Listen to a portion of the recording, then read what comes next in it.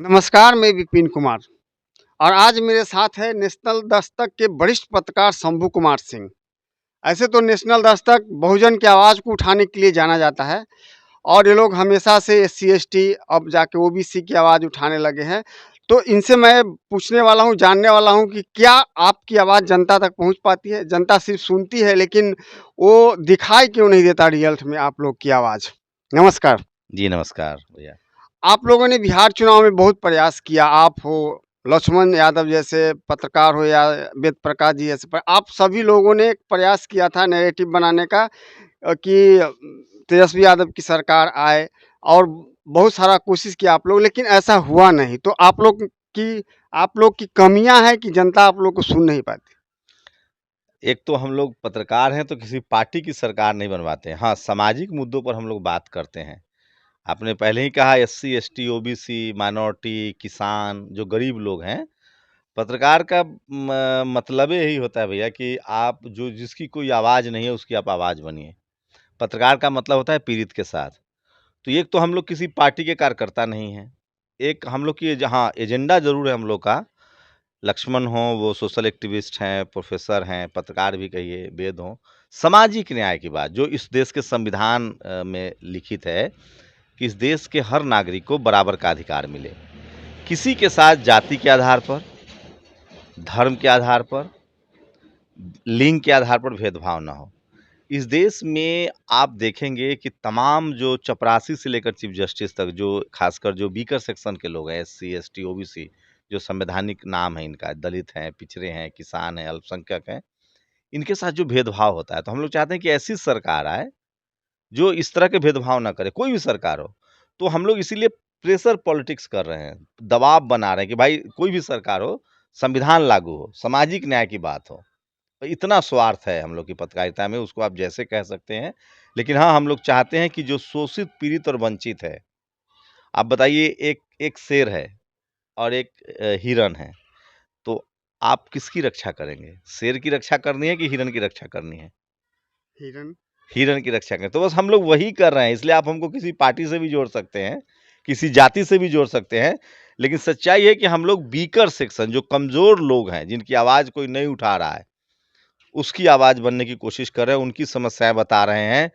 जैसे अब उसकी वजह क्या है? जैसे अभी आपके कैमरा में दिख रहा होगा बकरियाँ हैं, घर है, फूस का घर है। हम लोग इस बैकग्राउंड से गए हैं। खुद हम लोग वीकर सेक्शन के लोग हैं, बैकवर्ड समाज से हैं। टीवी, अखबार और इस देश में तमाम जो संस्थाएँ हैं ना, मीडिया तो एकदम अभेद किला है, वहाँ तो दलित बैकवर्ड की एंट्री ही नहीं है। जुडिशरी हो, ब्यूरोक्रेसी हो, कॉलेज यूनिवर्सिटी हो, वहाँ से जब तक इस बैकग्राउंड के लोग नहीं जाएँगे ना, ये देश मजबूत नहीं बनेगा। तो हम लोग की कोशिश देश को मजबूत बनाने की है, सब लोगों की भागीदारी सुनिश्चित हो और ये संविधान और लोकतंत्र से होगा। तो इसलिए हम लोग जो पत्रकारिता करते हैं, उसमें वीकर सेक्शन की बात ज़्यादा करते हैं, ना कि हाँ, जो पार्टी सामाजिक न्याय की बात करेगी, हम लोग बताएँगे कि भैया ये पार्टी सामाजिक न्याय की बात कर रही है। अब बात रही आरजेडी की, तो लालू यादव हों, उन्होंने सामाजिक न्याय की बड़ी लड़ाई लड़ी है। आज भी वो उसका सज़ा भुगत रहे हैं। नीतीश कुमार खुद सामाजिक न्याय से निकले हुए लोग हैं। इनका पूरा राजनीतिक चढ़ाव कब लोग शरद यादव, नीतीश कुमार जी, रामविलास पासवान कब आए? ये लोग सामाजिक न्याय के नाम पर राजनीति में आए थे। क्या भारतीय जनता पार्टी की सरकार नीतीश कुमार को भारत रत्न देगी?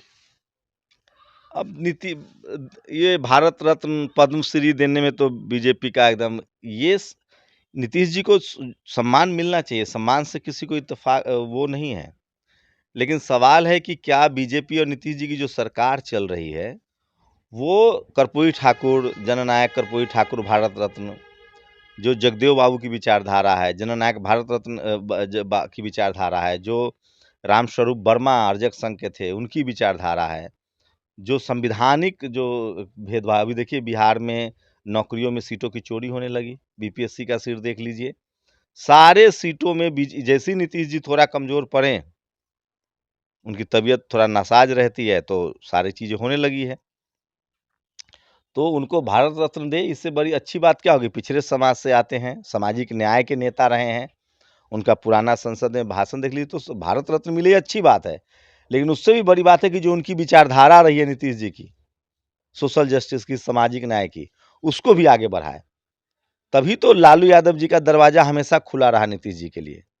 नीतीश जी अगर 20 साल मुख्यमंत्री रहे हैं तो एक बात गौर कीजिएगा, उनको हटाने की साजिश किस पार्टी ने रची? याद कीजिए, जब नीतीश जी लोकसभा चुनाव में सीटें हारते हैं 2014 में, इस्तीफा देते हैं, मांझी जी को मुख्यमंत्री बनाते हैं, फिर चार्ज टेक ओवर लेना चाहते हैं, तो कौन पार्टी मांझी जी के आगे रखकर राजनीति करती है? बीजेपी। कौन सामने खड़ा हुआ? लालू प्रसाद यादव। तब नीतीश जी की फिर सरकार चली, अगला चुनाव में फिर दोनों जीत के आए, फिर नीतीश जी लालू जी से बीजेपी में चले गए, फिर उनकी पार्टी तोड़ने की बात आई, तो फिर किनका दरवाजा खुला रहा? नीतीश जी 20 साल तक मुख्यमंत्री रहे तो इसीलिए क्योंकि लालू यादव का दरवाजा खुला हुआ रहता था कि उधर दिक्कत होगी तो इधर आ जाना रे भाई। और आज भी यही स्थिति है। क्या निशान आज भी नीतीश जी इस बार बाल बाल बच गए। आप कल्पना कीजिए कि 5 सीटें और बीजेपी ज्यादा जीतती तो क्या पिछड़े समाज से आने वाले नीतीश कुमार मुख्यमंत्री होते क्या? आज तब नित्यानंद राय भी और सम्राट चौधरी भी मुख्यमंत्री नहीं होते। उनका प्लान था गिरिराज सिंह मुख्यमंत्री बनेंगे, जैसे यूपी में हुआ। मेरा सवाल है कि क्या निशांत कुमार को जेडीयू के लिए पार्टी में आना चाहिए? नीतीश जी मानेंगे, लाएंगे पार्टी में? लाना चाहिए। देखिए, सब लोग अब तो ये नीतीश जी पर, ये नीतीश जी बहुत सचेत लोग थे, उनकी कोशिश थी कि उन पर आरोप न लगे कि परिवारवाद का। लेकिन चूंकि वो लंबा राजनीतिक पारी खेल चुके हैं, सब लोग अपने बच्चे को ला ही रहे हैं, तो इसमें कोई बहुत अब वो डिस्कोर्स ही खत्म हो गया कि भाई परिवार से जो लोग इस देश में जाति देखकर सारे फायदा पहुंचाते हैं। जातिवाद क्या है? अपनी जाति के लोगों को फेवर करना।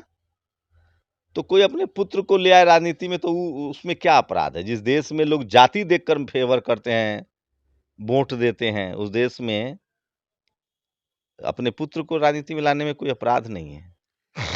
अब बंगाल में चुनाव होने वाला है। आप लोगों ने एसआईआर का मुद्दा बड़ी जोर से उठाया था कि ये वोट कट रहा है, तो जो इलेक्शन कमीशन अगर अपना रूटीन वर्क करती है तो क्या वो गलत है? देखिए, जनता कहीं से कोई आवाज नहीं उठाया इलेक्शन के दौरान कि मेरा वोटर लिस्ट में मेरा नाम नहीं है। अच्छा, 2G घोटाला की आवाज जनता उठाती थी कि मीडिया उठाती थी? 3G घोटाला, ये जो सब घोटाला हुआ था जो सुप्रीम कोर्ट में साबित नहीं हुआ, देखिए ये आपको इसलिए लग रहा है क्योंकि मीडिया चुप है। ये आपको लगता है 4 करोड़, 4.5 करोड़ लोग नाम कटे यूपी में, झूठ है। बिहार में लगभग 70 लाख लोग नाम कटे थे, ये झूठ है। अच्छा, आप हमसे छोड़िए, जनता 10 लोगों से, दलित बैकवर्ड से पूछ के देखिए जो पढ़े लिखे लोग हैं कि आपको चुनाव आयोग पर भरोसा है? चुनाव आयोग की विश्वसनीयता पर सवाल तो उठा है। ईवीएम पर लोगों को लगता है कि हम वोट कहीं देते हैं, जाता कहीं है। अमेरिका काहे नहीं ईवीएम से चुनाव करा रहा है?